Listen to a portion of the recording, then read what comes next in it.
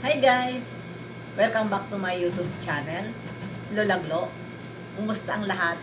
Sana ay nasa mabuti tayong kalagayan at ligtas sa anuman masamang kapahamakan. Bago ang lahat, shout out kay Tita Lydia, Hayats Mix Vlog, Cell TV PH, Hasa 26, Covers TV, Cell TV PH, Ermagano Mix Vlog, Jacqueline Ducosin, at syempre, Team Guwapa na sakalang. Lalong-lalo na yung mga sponsor na nagsusupport dito kay Bibi Beyonce. At shoutout din sa aking minamahal na Jim Otelli, Team Bubuli Original. Love you sa'yo, Sis Jen. At ayan, ano ngayon ang ating reaction upload? Nandyan, re-reactionan natin ang Boy Limlim. Kung tawagin dito sa mga Team Guwapa na galit kay Boy Limlim ay Bibi Boy.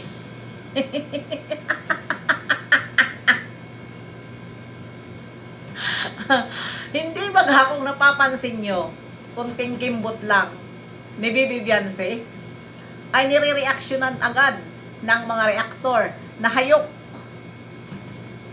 sa views? Di ba? Dahil sinasabi nila, binabaliktad nila, kaya daw kami nag-iingay dahil laos na si Beyonce. Kaya nag-iingay kami. Sinong laos? O di ba, binabalikan nyo na naman ngayon si Beyonce, wala kayong nakikita. Kaya, ayan na nga, reaksyonan natin si Bibi Boy. Dahil ito ay naka-BG pala ito sa live ng ating Bibi Beyonce. At ang kanyang comment, magla-live ceiling po tayo. Lumpia. Aray ko! Maria Josep Marimar. Sino ba ang nag-live kagabi? Hindi ba? Si Bibi Beyonce lang at nagbabalot ng lumpia. Lumpia lang yan ha. Pero hindi siya iniiwan ng kanyang supporters. Nandyan pa rin, walang nagbabago. Patuloy mo lang, Bibi Beyonce, kung ano ang iyong gagawin sa live mo. Huwag mong pansinin ang mga toxic. Total, nandyan naman lahat ang nagsusuporta sa'yo. At ito si Boy Limlim, nag-comment doon sa kay Ginumag. Ganun nga, magla-live daw siya at live ceiling, lumpia. Ay, huwag mo nang gayahin. Hindi ka pala nakamove on. Nanghihinayang ang puso ko. Di ba? Sa piling ko'y nasaktan ako. Nasaktan lamang kita. Hindi ko kayang iwanan ka. Dahil ako ay naka-BG at tinitingnan. Nanghihinayang ako sa'yo. Di ba? Ay, Diyos ko Lord, ano pa kaya? Di ba dapat hindi siya nagpakita? Dahil walang ibang naka-live na nagbabalot ng lumpia kundi ang kanyang sinayang. Ha? Na Beyonce na walang-wala. Kaya ayaw ng mga one-sided dahil wala. Kasi gustong-gusto nila ay mapangasawa ng kanilang baby boy ay yung mga girlets na nagkakagusto sa kanya. Yung mga nagbabaliktad kay Tita Lydia na may pagnanasa pero sila pala ayon kay Tita Lydia nariltok sila sa matanda. Diyos ko Lord, sino ba ang may pagnanasa daw? Matagal na si Tita Lydia na sponsor ni Ido pero walang problema, walang naging walang naging tawag nito, walang issue na nagkagusto si Tita Lydia dyan sa Limlim Boy nyo. Ha? Kaya yung Limlim Boy nyo, yung Bibi Love Boy nyo, ha? Ayan, hindi nahiya. Huwag mo nang gayahin na magsabi ka pa doon kay Gilumag na magla-live ceiling ka. Gumawa ka rin, ha? Ng pag-live mo kung sino ang ila-live mo. Ayan, mag-live kayo ni Mariel. Wala nang nagsisilos sa inyo. Kung baga, itong pagre-reaction namin na napapangalanan si Mariel, ito ay inuulit-ulit lang namin dahil matagal na panahon hindi ka umaamin na may Mariel ka.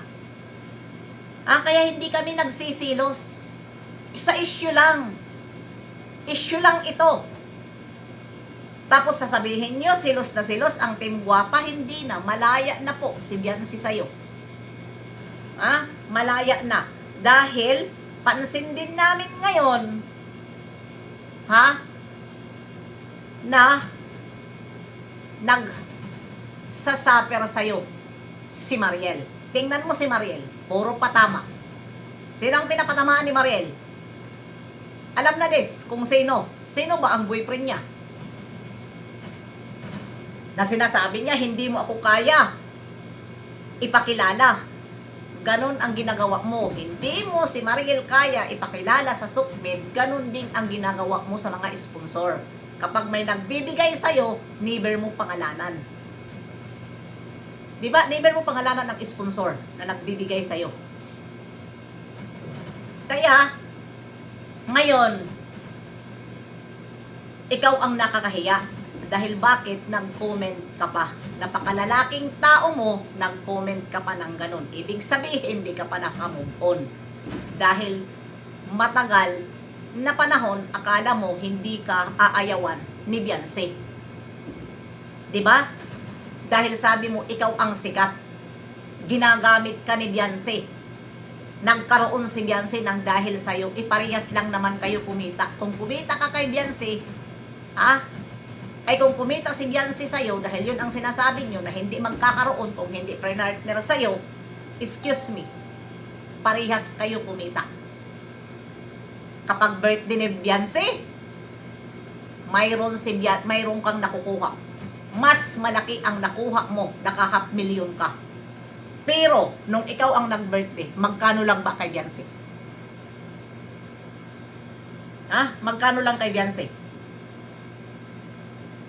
Kaya, sorry na lang kung wala kaming palalampasin din sa'yo.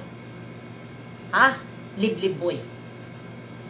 Dahil ika nga, hindi kayo makamove on. Kay Biancy, sorry na lang din kung mareaksyonan ka namin. Dahil ito na nga, start na nga. Puro kayo Biancy, huwag nyo rin kami punain kung bakit kami puro ido. Dahil ito naman ang nag-umpisa Saan ba nag-umpisa ang gulo? Dito pa sa Lagtim? Di ba dito sa Lagtim? Nag-umpisa. Dahil ayaw na ni Biancy sa liblib boy nyo at pinalaki nyo ang issue. Bakit ayaw nyo? Di ba ayaw nyo kay Biancy? Nung umayaw si Biancy, hindi kayo makamove on. Di ba sinasabi nyo, ginagamit ni Biancy yung liblib boy na magkaroon nung iniwanan ni Biancy? Ano din kayo? Nag-react din kayo. Ano ba talaga ang gusto nyo? Dahil ang akala nyo, kapag wala na si Biancy sa Kalingap at wala na kay Liblib Boy, akala nyo ay mamamatay ang bata. Hindi. Dahil yung nagmamahal sa kanya, yun na yun. Hindi na yun aalis. Maliban na lang, doon kung umalis man, tapos na nila tulungan si Biancy. Di ba? Kaya, nakakahiya lang. Nakakahiya lang ang comment mo. Liblib boy.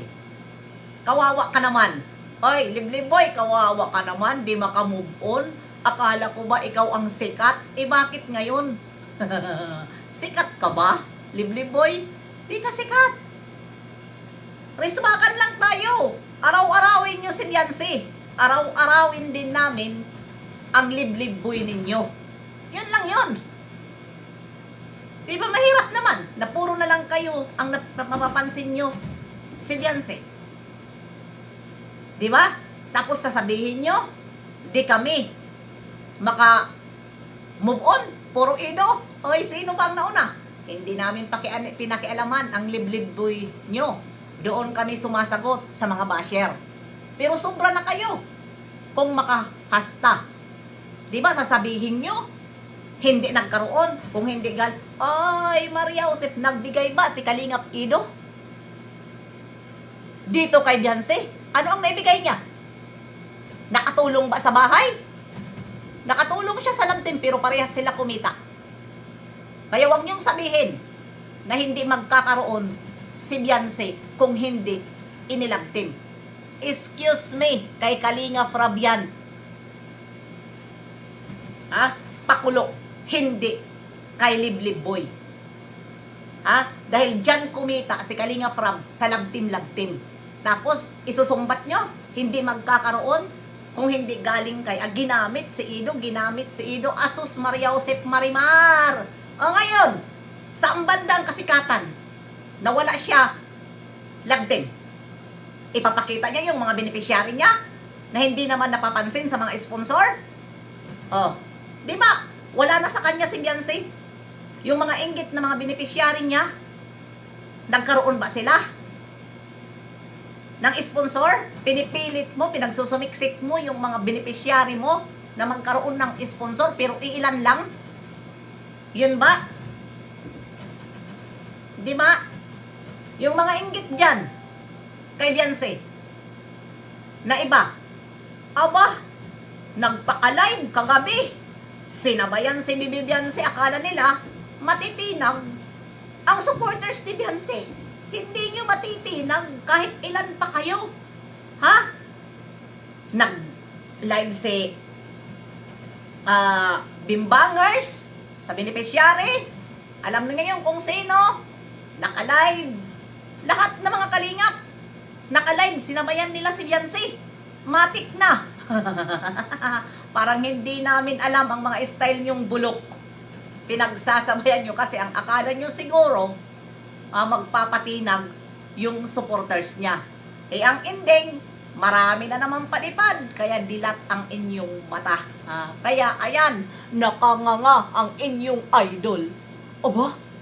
Kahit maraming nakalive. Nakalive si Gilumag. Nakalive kung sino pa dyan. Akala siguro magpapatinag at mapupunta sa kanila ang palipad, kaya dilat ang mata. Nakaganon pa si Liblib Boy sa kanyang iniwanan ng liwanag.